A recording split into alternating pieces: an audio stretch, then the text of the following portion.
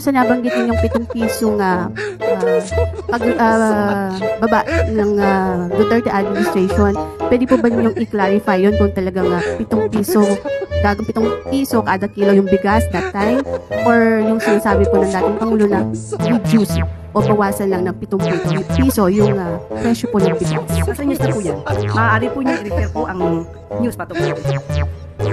So, malinaw po na reduce po yung nabanggit. Pero kayo sabi niyo sa inyong vlog po ba yun or whatever, yung 7 piso, sabi niyo pangako 7 piso.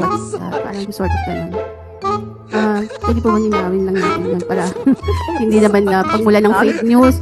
Sa vlog po ba? Ito, na panood po. Hindi po yata yun nabanggit sa press. Pwede po sa press briefing. Parang you're talking na pinapakita niyo pa yung SONA sa PRRD. Para lang po magkaroon ng sahip Hindi po na yung pahayag ng Pangulo.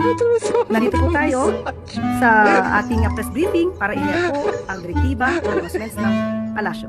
Hindi po patungkol sa aking pag-vlog.